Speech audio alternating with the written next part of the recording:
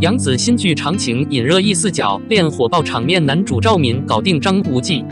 万万没想到，杨紫又接了一部既扭曲又深情的电视剧《长情》。剧集预告曝光后，引发网友热议。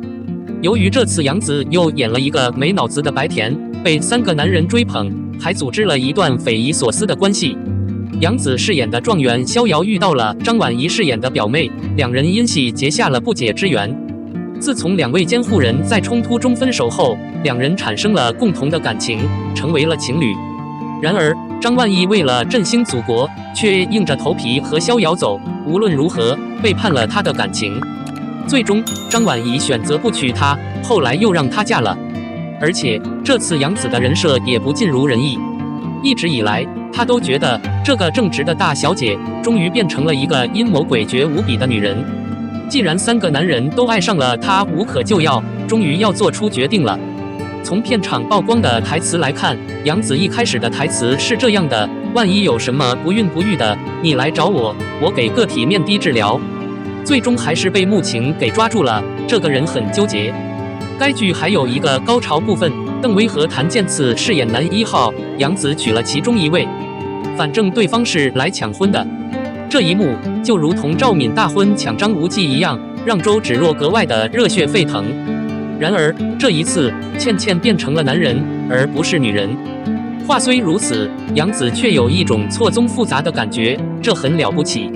你怎么能嫁给一个你离不开的男人？最让人摸不着头脑的是，在古代，男人不是常说女人如衣服吗？怎么可能来这里亲一下？不连贯。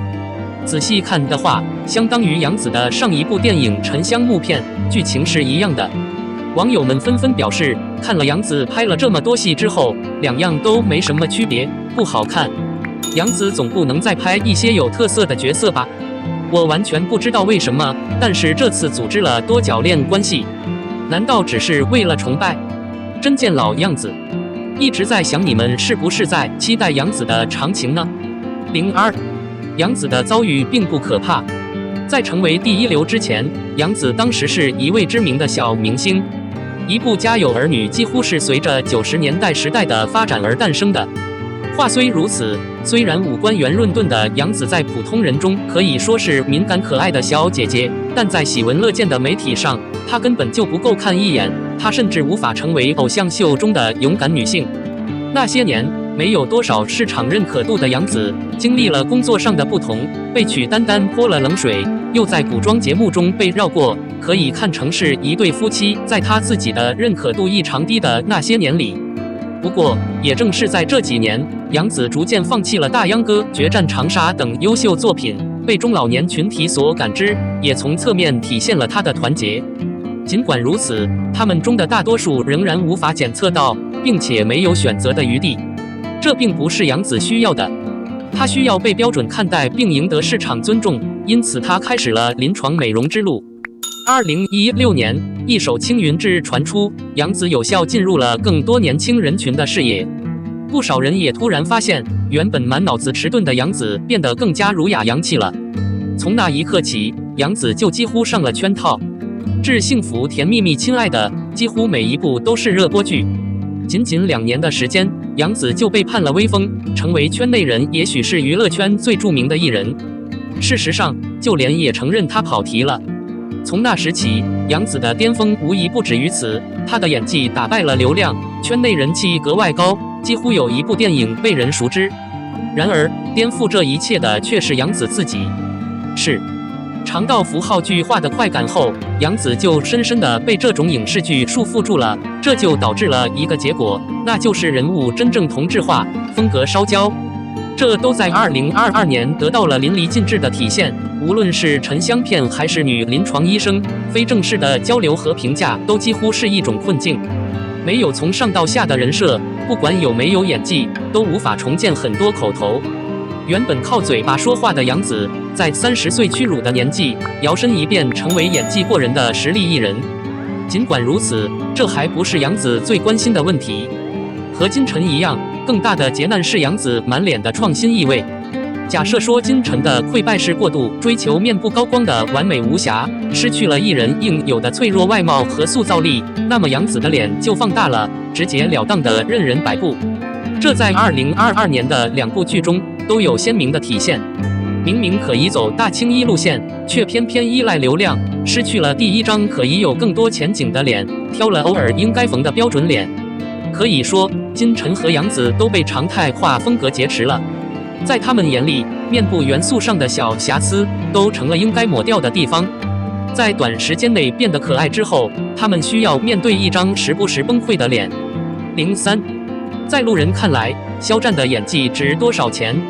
可能是因为我前几天写了一篇关于肖战的文章，才去查了更多关于肖战的资料。这几天，百度给我推送了大量关于肖战的资料，我最终看到了他新事件的一部分。比如说，我其实在录一个关于亲情的节目，比如那片海是可以沟通的。这让我对肖战的一个顾虑有了一些猜测，需要记录下来，那就是肖战的演技。不管粉丝和综艺号怎么宣传，除了肖战自身的号召力外，平心而论，肖战的演技目前处于偶像级别，说熟练肯定是一件犹豫不决的事情。虽然现在的偶像剧我肯定是可以不看的，但是出于个人对肖战的喜爱，我还是看了他的大部分作品，《陈情令》、《余生》、《战队》、《斗罗大陆》等等。可悲的是，无论如何，他们都试图标时间表。少数粉丝可能会坚决抗议，说 Pro 是战术秀，不是符号剧。我可以表达，在我眼里，这是一个年轻的标志性节目，带有战术性的话题。如果在战术表演中，勇士的进攻获得满分10分，职业选手必须获得6名。同样，如果张译的演技满分是10分，那么肖战的演技综合起来就只有6分。在我看过的每一部肖战的作品中，我认为他演技的顶峰还是前几年的2部短片《耳朵》和《家规》。不同的作品完全困在符号的圈子里。显然，这不是他一个人关心的。工作的引入在很大程度上取决于领导。作为一个初学者，肖战的演技是在没有任何准备的情况下积累起来的，本质上是在符号节目中获得的。或许他可以很强，但到目前为止，他在银幕上的表现还仅限于偶像剧。这个视角下的展览是一件像他的祖宗刘德华，偶像界的典范。刘德华曾被质疑没有演技就一定有魅力，在未成为一个偶像而奋斗了很长一段时间之后，他终于有机会在行动中表现出来。可以说，他需要演技，一切靠辛苦。与干练大气的张国荣、梁朝伟、梅艳芳形成鲜明对比的是，他们从一开始就展现出出色的人物塑造能力。从偶像变实力的祖师爷经纪人，更老牌的艺人唐国强时代，那个年代小花开也是名副其实的青春偶像剧。唐国强同样被归纳为一个光鲜的专业，在偶像中徘徊了许久。我真正改变唐国强演技的是雍正正。从雍正的工作上，我再也看不到唐国强的影子，一个克己、顽强、深藏欲望和阴谋的立法者。现在的偶像肖战虽然是凭着歌声入圈的，但是他一直以来的聚光灯都在演戏，以他的性格，应该指望在演艺圈有所建树。无论如何，如果你真的跳不出图标标准，那么理解这个概念可能会很困难。既然要迈向专家艺人的风度，就应该老老实实尝试不同的风格，从真实的展示开始，一步步挑战不同的人物，深入不同人物的内心，努力做出几张经久不衰的模范照片，而不是被泛化在有颜值、懂事、暖男神档期。肖战目前有被泛化的风险，他的神气肖战的影子应该在他的整个角色中都能看到。很多时候都看到粉丝评价肖战的演技是和解释的，全心全意投入工作，不顾自己。或许是疏忽了自己，但万一他真的跳出自己进入了工作，他介绍的结果不得不说，他对工作的理解和把握还不够深刻，他其实还停留在他自己的视角，可以说是按照拂袖监督交给他的观点来理解人物，而不是脱离自己，完全从第一部作品的基础上把握人物，并根据实际人物的观点。显然，我不是在贬低偶像剧，符号戏剧同样可以成为艺术品。像罗马盛会、罗密、施耐德演绎的茜茜公主3人组等等，都是高水准的符号句话，非常符合大众对王菲和统治者的创作思维，显然已经被大众所感知。人群的年龄，无论如何，偶像表演都在屋顶上进行，他们一直在特别照顾一般人的创造力。这些角色与我们的生活相去甚远，讲述了华丽和幻想。幻想就是幻想，真实是执行的源泉和基础。作为一个专业的艺人，一个靠演技被认可的有实力的艺人，应该在群众心中有一个实实在在的形象。能被观众感知到的演技，不是黑脸扭扭捏捏号称丢掉符号重量，也不是红着眼眶哭两泪，不管是什么画面都大哭一场。然而你塑造的角色让人觉得这个人是真实的，不是我边看边吃零食坐着看的，而是一个和我一起经历时间崩坏的真实的人。肖战的艺人梦想其实还有很长的路要走，显然个人在该领域有很大的脆弱性。只期待肖战不会改变自己的初衷，始终保持着不服输的精神，也祝愿他以后有更多的机会去挑战他的演技，让喜欢他的人见证他能发展到什么地步。